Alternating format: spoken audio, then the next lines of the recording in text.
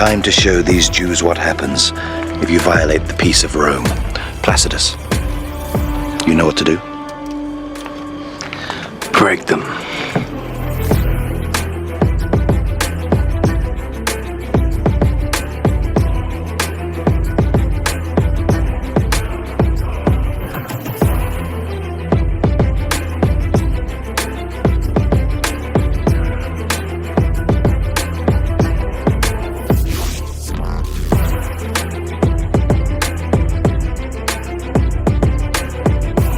Virtus in the Roman world was often cited by the Romans themselves to be their defining attribute that allowed them to conquer the Mediterranean.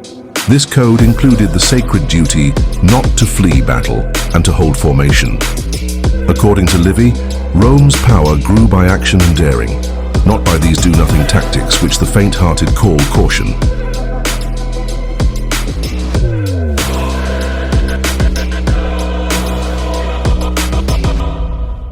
This code included the sacred duty not to flee battle and to hold formation.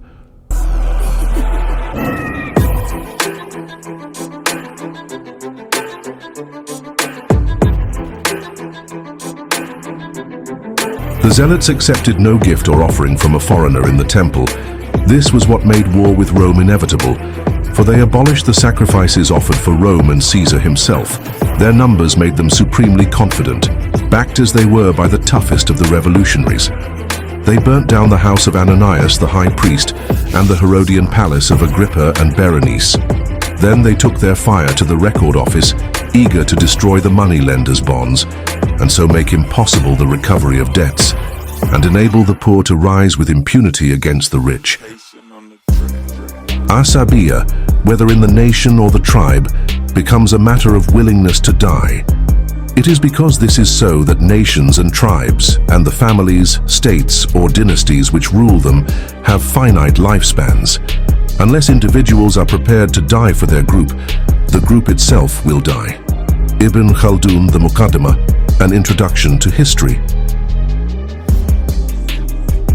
If you read your Josephus, the historian of this period who wrote the Jewish war carefully, you'll see that Josephus says in one passage of his book about the war against Rome that the thing that most moved the Jewish people to revolt against Rome was the prophecy that a world ruler would come out of Palestine.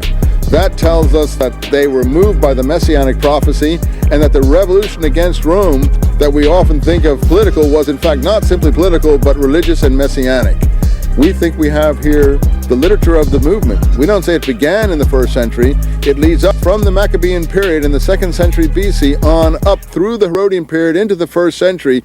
We think we have here the literature of the messianic movement.